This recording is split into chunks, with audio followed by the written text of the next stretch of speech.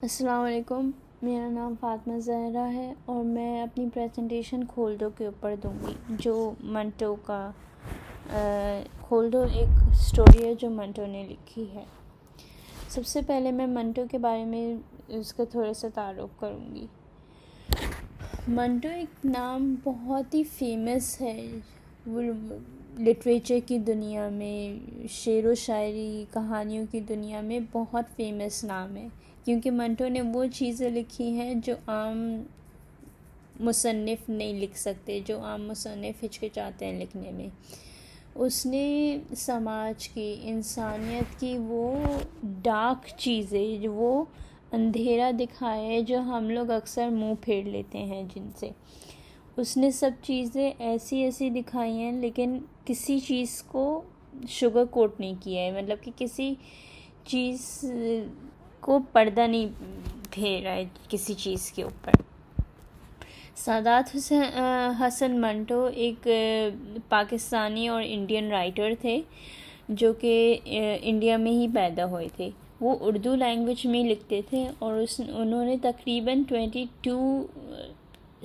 कहानियाँ और नॉवेल्स और रेडियोस भी लिखे हैं। उनकी छोटी छोटी जो शॉर्ट स्टोरीज़ हैं वो सबसे ज़्यादा फेमस हैं। उन्होंने पाकिस्तान और इंडिया के बीच के बंटवारे के बारे में जो कहानियाँ, जो खौफनाक कहानियाँ जो लोगों ने छुपा रखी हैं, वो उन्होंने लिखी हैं। सादात हसन मंटो एक 20वीं सदी के सबसे मशहूर शायर माने जाते हैं। उनके बारे में कई फिल्में भी रिलीज़ हुई हैं।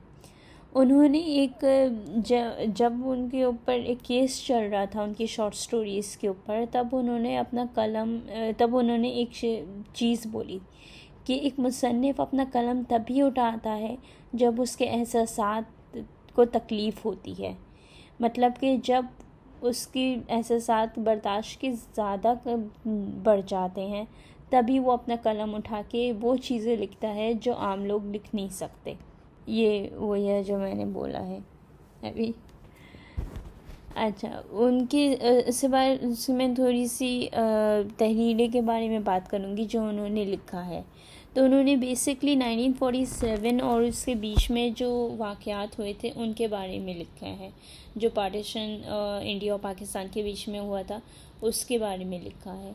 मंटो पार्टीशन के सख्त खिलाफ़ थे। वो कह रहे थे कि ये एक फ़जूल और बहुत ही पागलपन का शिकार है। उनकी सबसे पहली कहानी थी तमाशा, जो कि अमृतसर में हुआ था, जो कि अमृतसर में लिखी थी। ये जलियांवाला बाग का जो मैसेकर था उसके बारे में ये लिखा गया था। बेसिकली जलियांवाला बाग का जो मैसेकर हुआ था वो 13 अप्रैल 1919 में हुआ था, जब ब्रिटिश आर्मी के लोगों ने इंडियन लोगों के ऊपर बिला वजह गोलियां चलाना शुरू कर दी थी। उनकी पहली कहानियों से, जब उन्होंने पहली दफ़ा अपनी कहानियाँ लिखनी शुरू की थी, तो वो बहुत ही प्रोग्रेसिव राइटर कहलाए जाते थे। लेकिन और बहुत ही लर्निंग्स थी, मतलब कि कुछ ना कुछ सीखने को मिलता था कि उनकी कहानियाँ पढ़ के हम लोग सोसाइटी के बारे में कुछ ना कुछ सीखते थे और उससे कुछ लेते थे।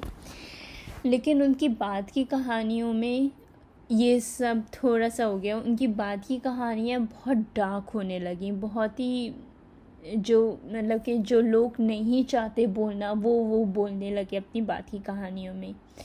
जो इंसान के अंदर जो डार्कनेस है, जो ईविलनेस है, जो कि उसके अंदर जो बुरी चीज़ें हैं, वो सब निकाल के सामने हमारे रख दिया है। अपनी कहानियों में वो अक्सर ये भी कहा करते थे कि अगर तुम्हें मेरी कहानियाँ गंदी लगती हैं तो ये जो तुम समाज में रह रहे हो वो खुद एक गंदा है। मेरी कहानियों में मैं सिर्फ सच का साथ देता हूँ, सच को बाहर निकाल देता हूँ। मंटो ने 2 दफ़ा एक इंडिया में और एक पाकिस्तान में कोर्ट में गए थे अपनी कहानियों की वजह से, क्योंकि उनकी कहानियाँ इतनी खुली थी कि पाकिस्तान और इंडिया दोनों के समाज नहीं चाहते थे कि ये सारी चीज़ें इतनी खुली अंदाज में बयान की जाएं। तो उसकी वजह से वो एक दफ़ा इंडिया में गए थे 1947 से पहले अपनी 3 कहानियों को लेके, धुआं, बू और काली शलवार। उसके बाद 1947 के बाद 3 दफ़ा वो पाकिस्तान में भी कोर्ट में गए थे अपनी कहानियों को लेके, ठंडा गोश्त, खोल दो और ऊपर नीचे दरमियान। ये इन सारी 6 कहानियों को लेके ये ऑब्ससीनिटी के चार्जेस पे गए थे। और फिर उन्होंने ये भी कहा था कि मैं एक ऑब्ससीनिटी का राइटर नहीं हूँ, लेकिन एक मुसन्निफ़ हूँ, और मैं वो ही लिखता हूँ जो सच है और जो झूठ नहीं है। मैं उनकी एक कहानी खोल दो के बारे में बात करूँगी। उन्होंने खोल दो बहुत ही फेमस और बहुत ही कंट्रोवर्शियल कहानी थी जब उन्होंने लिखी थी। ये एक कहानी है जो कि पूरा का पूरा 1947 मतलब कि पार्टीशन के बारे में ही है, पार्टीशन के वक्त पे ही लिखी गई है। और उस पार्टीशन में जो लोगों की गंदी सोच, उनकी गंदी हरकतें, उनकी जो खौफनाक हरकतें, जो उनके अंदर जो शैतान है उसको बाहर, जो अपने आप को खुला छोड़ दिया था, उसके बारे में लिखी गई है। जो हंगामे हुए थे, जो राइट्स हुए थे, जो वायलेंस हुआ था लोगों के साथ, बूढ़े, बच्चे, औरतें, मर्द, सबके साथ जो वायलेंस हुआ था, जो शिकारी हुई थी, उसके बारे में ये कहानी है।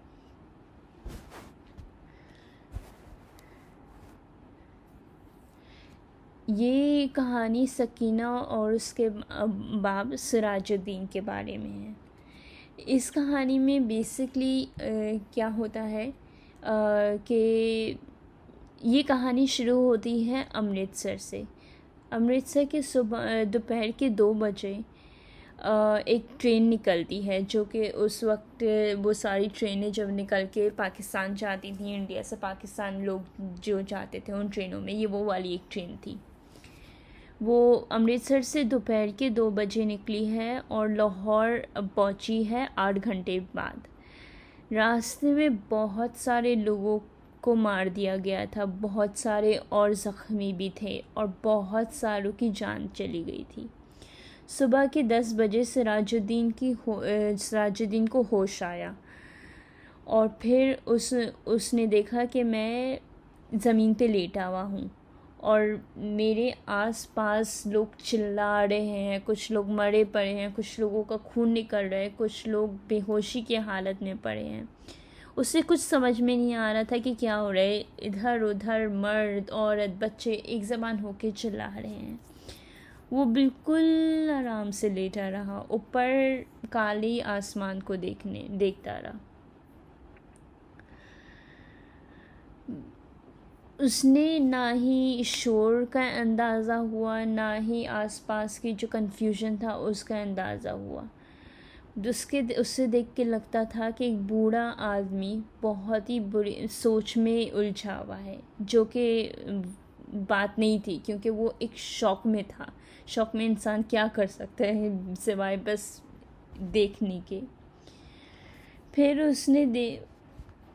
उसकी आंखें और ज़्यादा खुली तो उसने फिर अपने आसपास के माहौल को और देखा। उसके बाद उसे याद आया उसके ऊपर हमला हुआ था, आग, भागना, रेलवे, रात। फिर उसे ख्याल आया सकीना का। एकदम से उठा और देखने लगा इधर उधर, सकीना कहाँ है? सकीना, मेरी बेटी सकीना को देखा है? सब एक दूसरे की तलाश में थे, तो किसी को कुछ एहसास नहीं हुआ कि कौन सकीना, कहाँ सकीना। आखिर में वो उस तंग आके बैठ गया।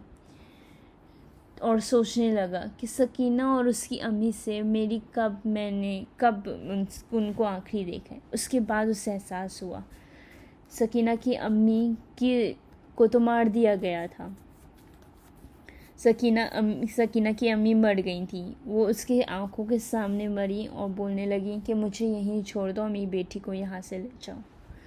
दोनों बेटी और बाप भागने लगे। सकीना का दुपट्टा फिसल गया और वो उठाने लगा तो उसने कहा, अब्बू छोड़ दें। उसके बाद उसने देखा कि मेरे पास तो कुछ है, और फिर वो उसका दुपट्टा आया तो उसने कहा, हाँ दुपट्टा तो है, लेकिन सकीना कहाँ है? ना ही सकीना मुझे मिल रही है, जब मेरे साथ वो आई थी यहाँ, मेरे रेलवे तक आई थी क्या, ट्रेन में आई थी? कुछ एहसास नहीं हुआ, कुछ उसे याद नहीं आ रहा कि कहाँ थी, क्या थी। कुछ दिन गुजर गए और फिर उसने देखा कि एक ट्रक में 8-9 नौजवान थे। वो गन लेके, उनके पास गन भी थी और कहते थे कि जो दूसरी साइड पे जो औरतें और बच्चे रह गए हैं, हम लोग उन्हें लेके आए हैं। ये सिराजुद्दीन उनके पास गया, अपनी बेटी का बताया और कहा कि ये 17 साल की है, बड़ी आंखें, काले बाल, मेरी बेटी को प्लीज़ ढूंढ दो। नौजवानों ने एक ज़बान होके कहा, हाँ अगर आपकी बेटी ज़िंदा है तो हम लोग उन्हें ज़रूर ढूंढेंगे। और उन्होंने उनसे ढूंढा, अपनी जान पर खेल के अमृतसर गए। बहुत सारे औरतें बच्चों को वापस लेके ढूंढ के आए और लेके वापस आए।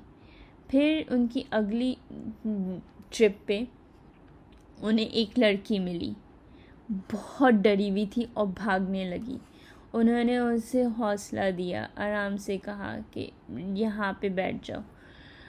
उसकी बहुत प्यारी थी, उसके गाल पे एक मोल भी था, जो कि उसके बाप ने कहा था मेरी बेटी के गाल पे एक मोल भी है। तो एक ने कहा कि डरो मत, तुम्हारा नाम सकीना है क्या?